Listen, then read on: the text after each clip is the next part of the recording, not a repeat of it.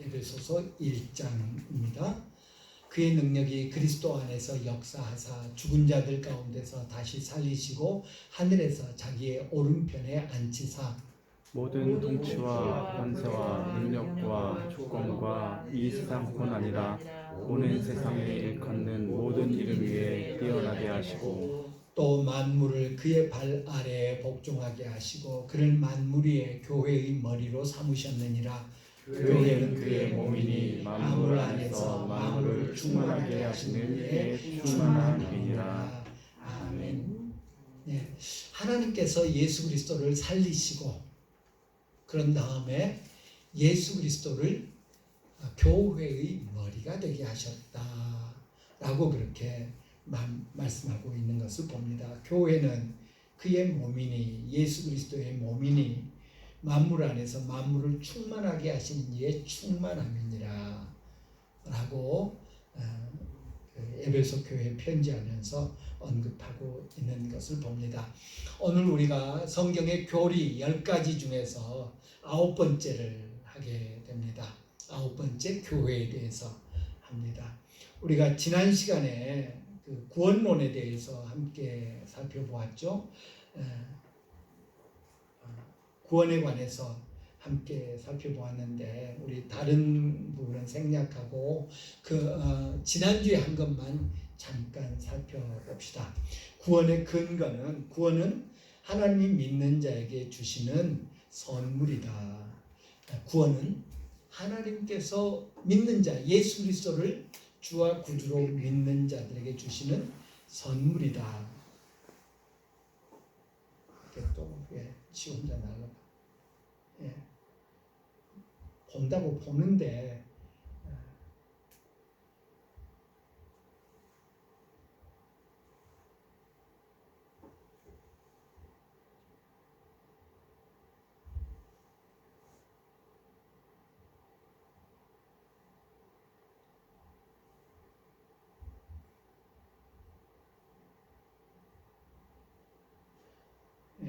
구원에 관한 교리를 살펴봅니다.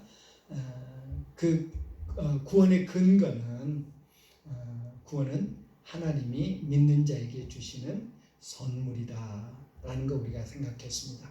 상이 아니다. 구원은 예수 믿는 것을 어여삐 여겨서 예수 믿는 사람들에게 상 주시는 거 아니다.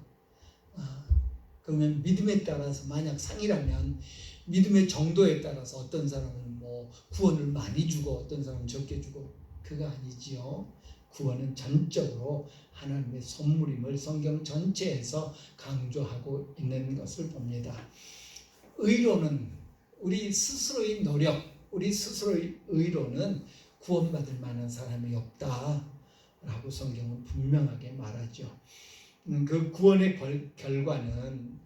결과에 대해서는 하나님은 그를 예수님을 영접하는 자에게 죄의 용서와 영생을 베푸신다. 죄의 용서와 영생을 베푸신다. 우리 세 번째에서 대가에서 생각했죠. 예수님이 우리로 대속의 제물로 우리를 위해서 십자가에 죽으셨습니다. 죽음이 우리 죄에 대한 대가였습니다. 그리고 예수님을 우리가 언급할 때 지금 우리가 사순절이죠. 다음 주가 고난주간, 우리 다음 주하고 그 다음 주 우리 특세하려고 합니다. 시간 구별하고 그 기간 동안만이라도 주님의 고난을 깊이 생각하면서 감사하는 그런 기회로 삼읍시다. 항상 예수님의 십자가를 생각하면 그 다음에는 꼭 부활이 나오죠. 그 성경에 보면 예수님의 제자들이 예수님의 죽으심의 증인이다 라고 말하지 않습니다. 예수님의 탄생의 증인이다. 뭐 예수님 탄생 목격한 제자들은 없으니까 그러기도 하죠. 대신 늘 예수님의 부활의 증인이다 라고 말하죠. 물론 예수님이 죽으신 것은 수많은 사람들이 봤어요. 예루살렘 사람들 거의 모두 다가 가서 보았어요. 그래서 구태여 증언하지 않아도 됐어서 그럴 수 있습니다. 그런데 예수님의 죽으심과 부활은 항상 짝을 이루어서 언급되는 것을 봅니다. 예, 하나님의 구원의 결과는 예수님을 영접하는 사람들에게 죄를 용서해 주시고 그리고 영생을 주신다. 당연한 겁니다. 죄의 싹은 뭐라고요? 사망이라고 했죠. 죽음이죠. 죄의 결과는 죽음이에요. 그렇다면 죄 용서받은 결과는 뭐예요? 생명이죠. 영생이죠. 예, 우리가 하나님은 예수를 영접하는 자에게 죄의 용서와 영생을 선물로 베푸신다. 예, 그 용서하기 위해서, 구원하기 위해서 치른 대가는 뭐냐? 죄의 대가는 그리스도의 대속적 죽음으로 지불되었다. 아무리 강조해도 지나치지 않죠. 예수님의 대속적 죽음으로 치렀다. 생명의 값을 생명으로 치른 것이죠. 죄의 삭은 사망, 죄의 결과가 죽음인데 그 죽음을 당신의 죽음으로 대신 치르셔서 우리의 그 죄의 값을 다 치르셨다. 그래서 우리는 살게 되었다. 그래서 에베소서 2장 1절에 보면 허물과 죄로 죽은 너희를 살리셨도다 라고 선언하고 있는 것을 볼 수 있습니다. 그 구원의 시기는 언제냐? 우리의 구원은 몸이 죽을 때 완성된다. 이미 구원받았어요.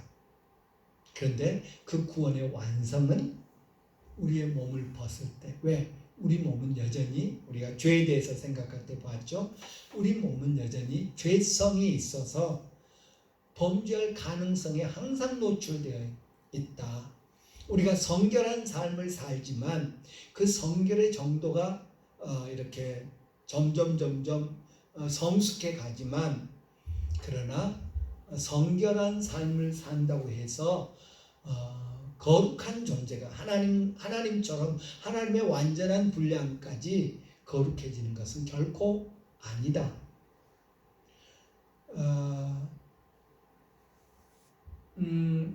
예수 믿는 사람이 지옥 갈 수 있을까요? 없을까요?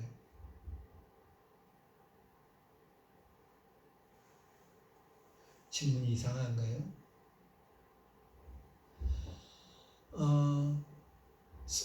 모세가 우리 신앙생활을 구원파처럼 하면 안 된다는 거죠. 나 예수 영접했으니까 이제 이후로는 어떤 일이 있어도 나는 구원받은 사람이다. 과연 그런가? 성경 전체의 맥락을 보면 구원에 대해서 의심하라 그런 말이 아닙니다. 성경 전체의 맥락을 보면 우리가 두렵고 떨림으로 구원을 이루라 라고 하신 바울 사도의 말을 정말 마음에 간직해야 된다라는 것입니다. 이스라엘 백성들을 하나님께서 진노하셔서 다 멸하실 생각을 가지셨습니다. 그 금송아지 사건 이후로 내가 이 목이 곧은 이 백성들 내가 다 진멸하고 모세 너로 한 민족을 다시 일으켰다. 얼마든지 그러실 수 있는 분이죠. 아브라함을 통해서 민족을 이루셨죠. 그러면 지금도 하나님이 그냥 싹 쓸어버리고 누군가를 통해서 민족을 이루실 수 있는 그런 분이시죠. 그런 하나님의 말씀에 모세가 뭐라고 말합니까? 차라리 내 이름을 생명책에서 지워주십시오. 내 이름이 생명책에서 지워져도 좋으니 이 백성들을 구원해 주십시오. 용서해 주십시오라고 말하죠. 생명책에 한번 이름이 적히면 절대 지워지지 않는다? 만약 그런 거라면 모세가 하나님을 우롱한 거죠. 바울 사도도 로마서에서 똑같은 말을 하죠.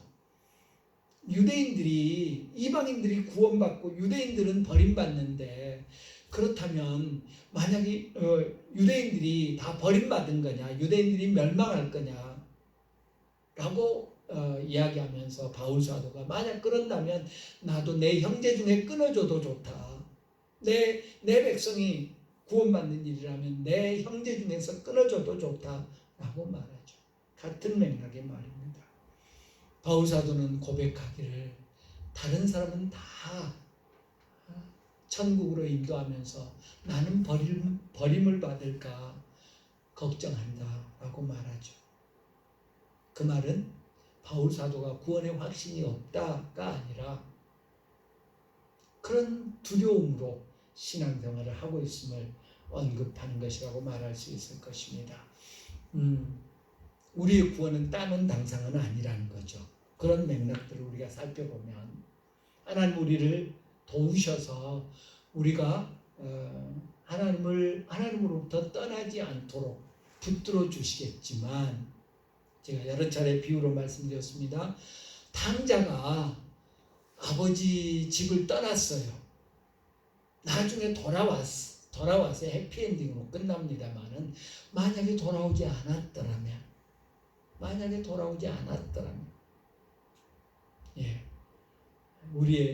우리의 구원은 지금도 확실합니다. 지금 죽어도 우리 예수 믿는 사람들은 천국 가지요. 그렇지만 마치 아직 구원 못 받은 것처럼 아직 구원이 완성된 것은 아니기에 이미 천국에 들어간 것은 아니기에 두렵고 떨리는 마음으로 신앙생활을 해야 된다. 경각심을 가지고 신앙생활을 해야 된다라는 것을 우리가 기억하여야 할 것입니다. 이상이 우리가 지난주에 함께 살폈던 구원에 관한 교리였습니다. 오늘 우리는 교회에 대해서 함께 생각하려고 합니다. 부활하신 예수님은 승천하셨습니다.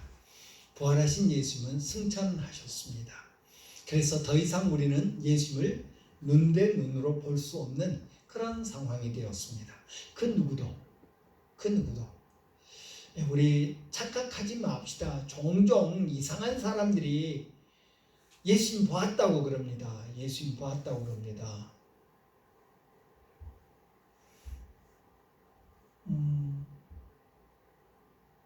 글쎄요. 제가 단언하기는 어렵습니다만은 예수님을 어떤 모습으로 보았을까요? 지금 하나님 보좌 우편에 계신 예수님은 어떤 모습일까요? 우리 성화에서 보는 우리 교회는 성화가 없죠. 성화에서 보는 그런 모습일까요? 아니요.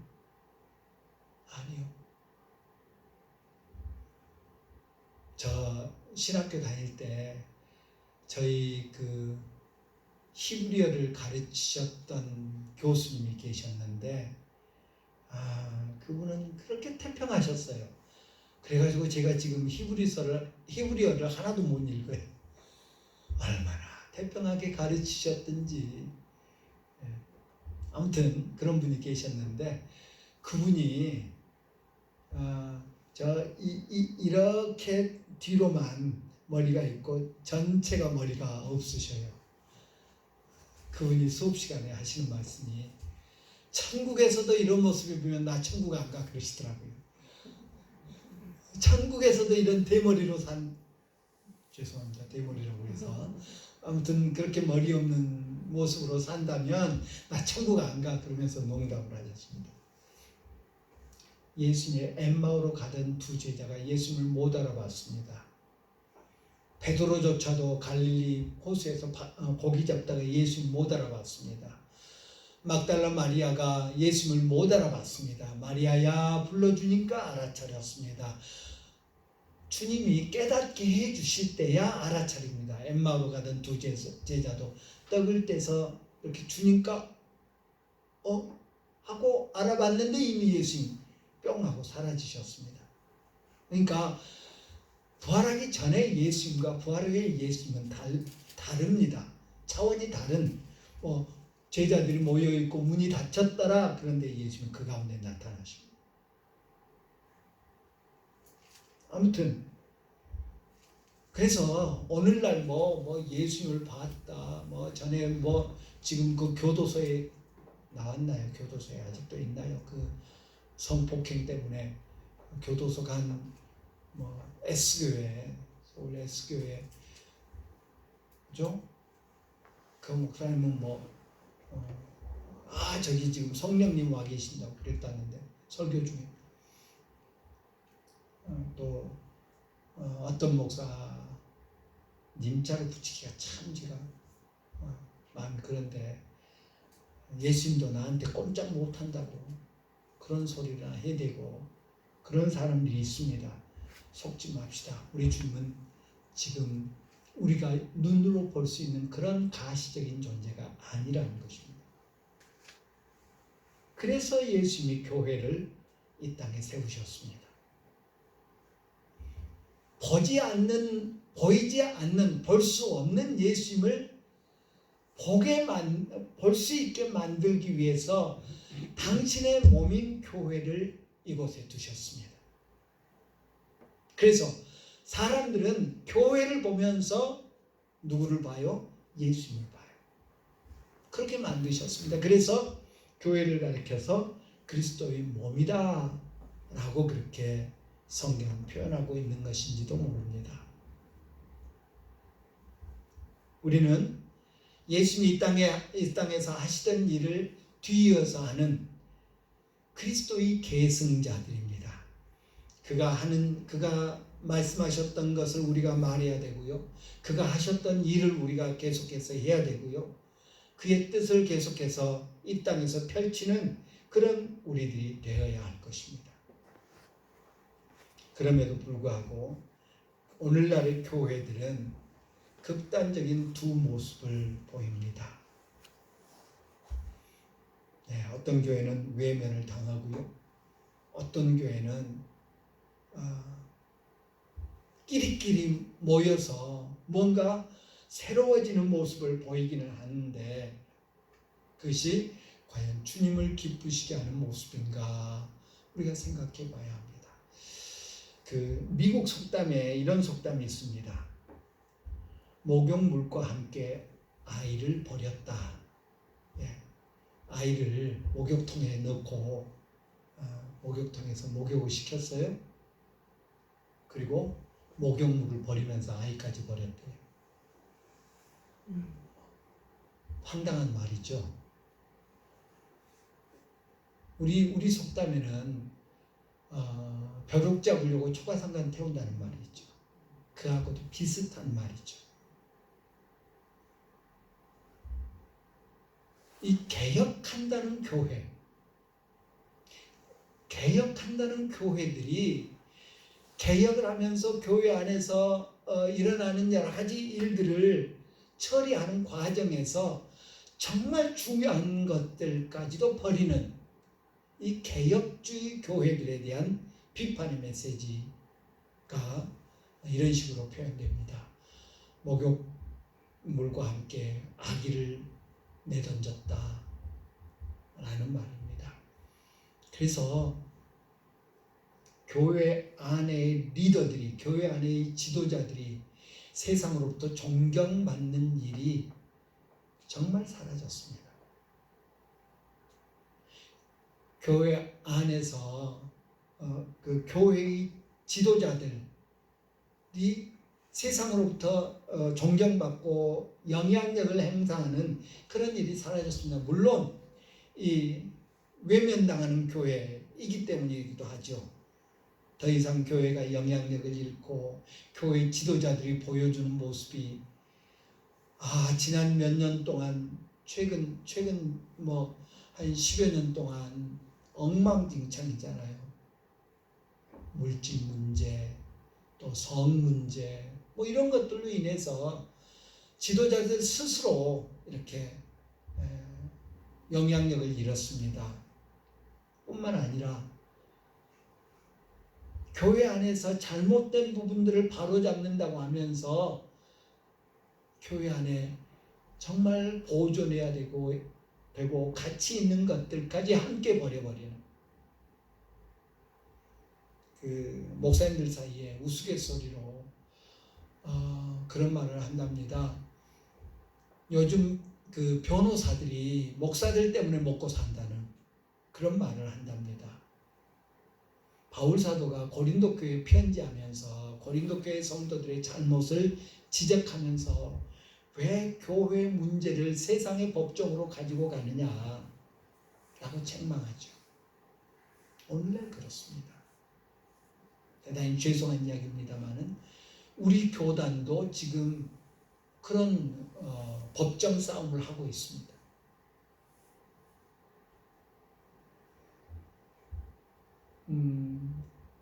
3년 전에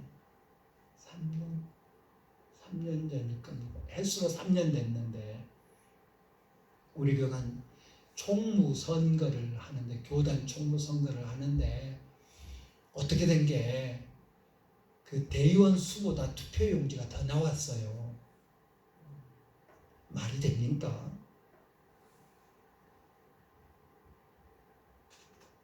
그래가지고 아무튼 그래서 당선된 사람이 안 물러나겠다 그러고 또 한쪽에서는 그 부정선거니까 물러나라 그러고 양보 안 해요.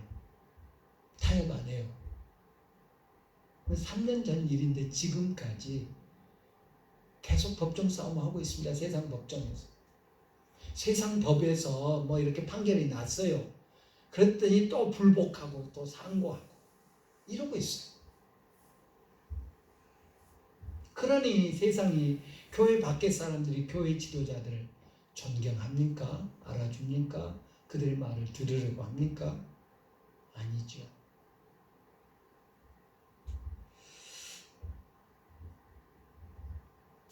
제가 아는 어떤 원로 목사님이 저보다 3살? 그러니까 많은데 이제 조기 은퇴하셔가지고 원로로 계시는 분인데 그분이 저나 제 이제 후배들 또 제 동료들 이렇게 부를 때 당신의 후배들 부를 때 꼭 저 부를 때 이 박사 불러요. 전 박사학위 있기는 해요. 목회학 박사지만 그런데 박사가 뭐 박사학위가 있건 없건 상관없이 뭐 음식점에서 만나도 뭐 커피숍에서 만나도 꼭 박사예요. 이 박사, 김 박사, 정 박사 뭐 이런 식으로 불러요. 왜 그런지 아세요? 다른 사람이 목사라는 말 들을까 봐서. 목사가 저런 말 한다는 소리 들을까 봐서. 부끄러운 일이죠. 다른 사람이 저분들 목사님들이구나. 알아서 안 될 말은 안 하면 되죠. 말이 좀 옆으로 나갔습니다만은 오늘날 교회의 모습이 그렇다라는 것입니다. 어거스틴이라고 하는 유명한 성자죠. 그분은 이런 말을 했습니다. 어머니를 위한 교회가 없는 사람은 아버지를 위해 하나님을 가질 수 없다 라는 말을 남겼다고 합니다. 어머니가 기댈 언덕이 되는 교회가 없다면 하나님을 아버지로 섬길 수 없다라는 그런 의미를 갖습니다. 우리 교회가 우리 모든 사람들에게 바른 그런 모습으로 다가설 수 있어야겠습니다. 교회가 뭐냐? 교회는 크게 4가지로 생각하는데 둘씩 이렇게 생각해 볼 수 있습니다. 교회는 보편성을 가지고 있다. 우리 사도신경을 외울 때 제일 마지막에 뭐라고 말하죠? 거룩한 공교회와 공교회라고 할 때 그 공교회라고 하는 말이 이 보편성을 의미합니다.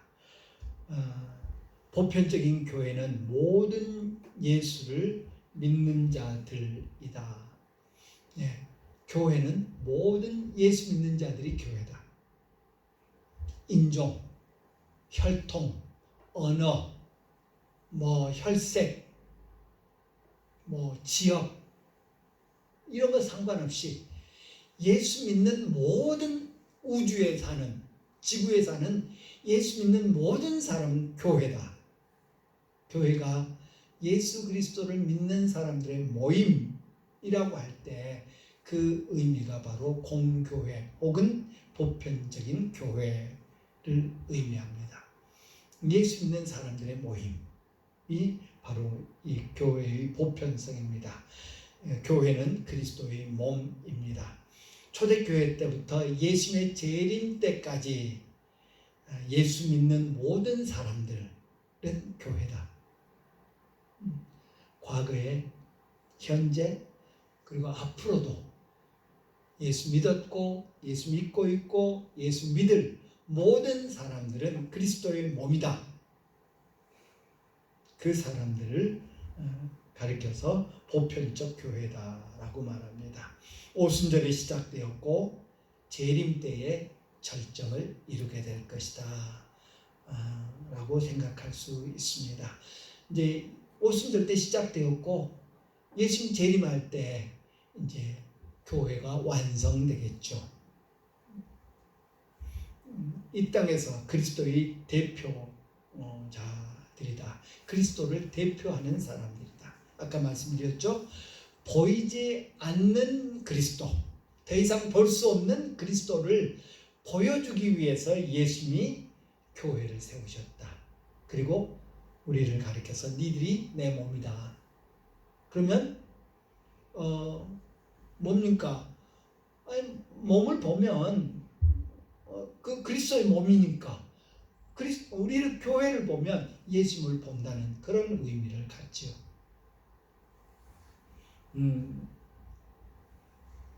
저는 저희 아버님과 많이 닮았어요. 키가 제가 조금 더 크고요. 이 몸도 비슷하고요. 어떨 때 보면 제 목소리도 제가 듣기에도 이 목소리는 아버님 목소리였는데 이런 느낌이 들 정도로 많이 닮았어요. 제가 군대 갔다 와서 대학에 이제 복학하기 전까지 집에서 있는데 아버님 심부름으로 어디를 가고 있었어요. 그런데 뒤에서 누가 목사님하고 부르더라고요. 저 그때는 일반 대학 다닐 때니까 전혀 개의치 않고 계속 내 길을 가는데 계속해서 누가 목사님하고 불러요. 맨 사람이 계속 목사님 하나 하고 돌아봤더니 어떤 분이 저를 뒷모습을 보고 아버지인 줄 알고 부릅니다. 예, 우리 교회가 그런 모습이어야 한다는 거죠. 제가 아버지는 아니었지만 아버지 닮은 사람이어서 아버지처럼 보이는 그런 모습이었죠. 우리가 예수님은 아니죠. 그리스도의 몸이라고 했지만 여기저기 허점투성인 어제 우리 부목사님하고 어디 가서 식사하는데 그 음식점 하시는 권사님이 나는 맨날 넘어진다고 무릎이 까져가지고 막 이제 나으려고 하면서 가려워서 긁으시면서 난 맨날 넘어진다고 그러시더라고요. 예, 우리들은 그렇게 여기도 까지고 저기도 넘어지고 그래서 제가 그랬죠. 권사님은 넘어지는 게 특기지만 저는 여기저기 부딪히는 게 특기라고. 제가 여름에는 반바지를 입기가 좀 그렇거든요. 왜 그렇게 잘 부딪히면 이렇게 잘 까지고 그러는 특성이 있습니다만 우리 몸은 그렇지만 그럼에도 불구하고 사람들은 우리를 보면서 주님을 볼 수 있어야 된다라는 거죠. 이 땅에서 그리스도의 대표자 역할을 해야 된다 하는 것입니다. 그리고 이 교회는 예수 믿는 사람들의 모임 따라서 집단적으로 주님의 뜻을 이루어야 된다라는 것입니다. 그리스도의 몸의 지체라고 그랬잖아요. 지체 하나하나는 별 효력이 없어요. 제 손가락 하나도 제 마음대로 움직이지 않죠. 이 손가락이 지 마음대로 움직이는 거 아니죠. 머리가 명령을 하고 다른 근육들이 도와주고 뭐 이런 거죠. 따라서 교회는 항상 집단적으로 머리의 뜻을 행하는 그런 존재가 되어야 된다라는 것을 우리가 생각할 수 있습니다. 에베소서 5장 25절과 27절을 보면 이제 남편들에 대해서 이야기하죠. 남편들아 아내 사랑하기를 그리스도께서 교회를 사랑하시고 그 교회를 위하여 자신을 주신 같이 하라. 자기 앞에 영광스러운 교회로 세우사 티나 주름 잡힌 것이나 이런 것이 없이 거룩하고 흠이 없게 하려 하신다. 예, 주님과 교회의 관계를 남편과 아내의 관계로 묘사하고 있는 것을 우리가 에베소서 5장에서 볼 수 있습니다. 두 번째, 교회는 보편성을 가지고 있다. 온 우주적인 교회.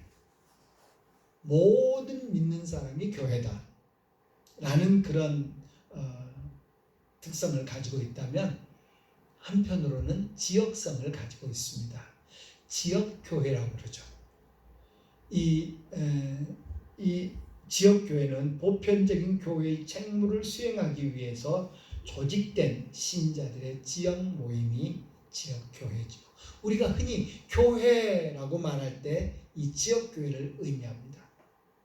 교회라고 말할 때 일반적인 교회의 개념이죠. 우리 주님은 구원받은 성도들을 야 니들 모여 따로 여기 따로 있어 라고 말씀하지 않으셨죠. 대신 너희는 가라. 어디로?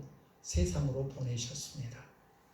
세상에서 그리스도의 몸이 되게 하고 세상에서의 교회가 되게 하셨음을 봅니다.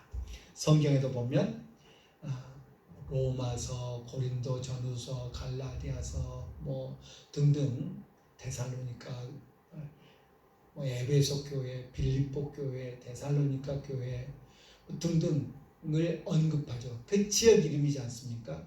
로마라고 하는 도시 이름, 갈라디아라고 하는 지역 이름, 이 지역 교회죠.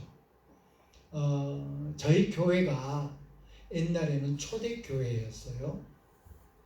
초대교회였는데 조금 불미스러운 개척 초기에 불미스러운 일이 있어서 이제 제가 왔을 때 제가 부임했을 때 그 사무총회에서 교회 이름을 바꾸기로 결의해가지고 제가 부임한 첫 해 지방회 때 주사랑교회로 이름을 이제 바꾸기로 지방에다 신청을 했어요.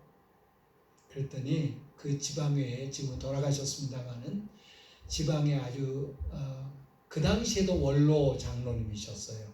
나이 지긋한 장로님이 왜 교회 이름을 주사랑교회라고 하려고 하냐고, 왜 교회 이름을 지역과 상관없는 주사랑교회로 하냐고 이의제기를 합니다.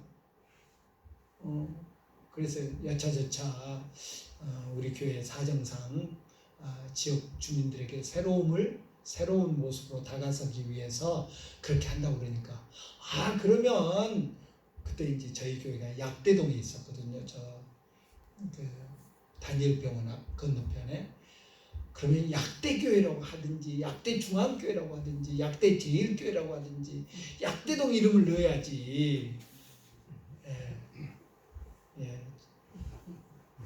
제가 전에 그 청년 때 살던 도시에 마을 이름이 있는데 그 마을에 중앙교회 그리고 또 제일교회, 그 제일교회에서 개척을 이제 몇 교회 했어요.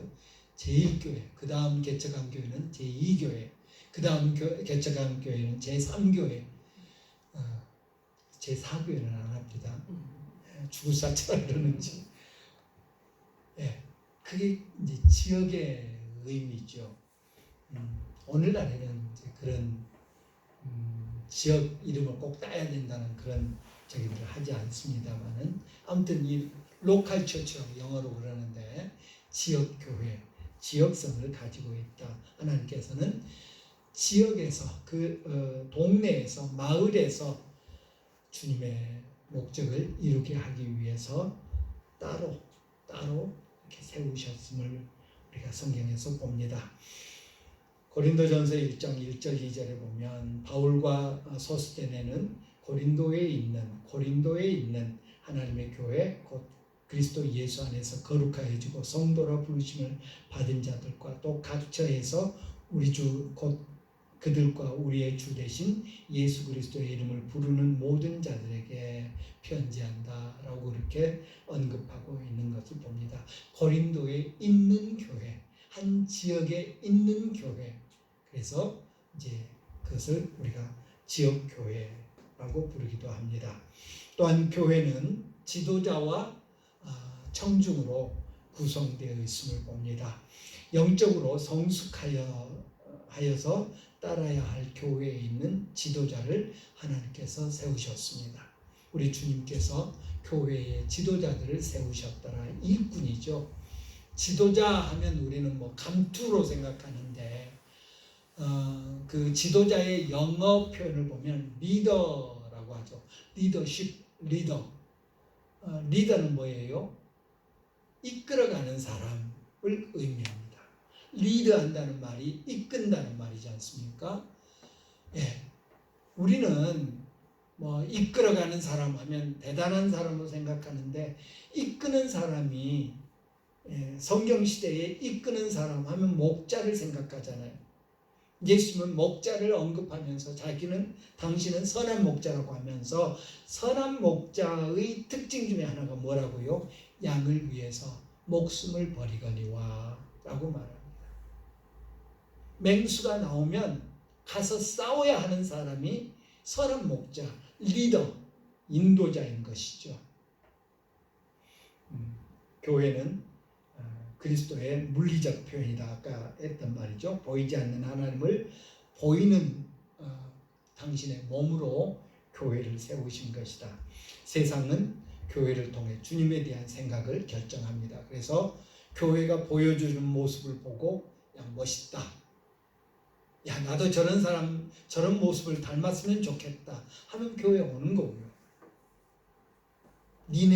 너나 잘해라 하면 교회를 등지는 거고요.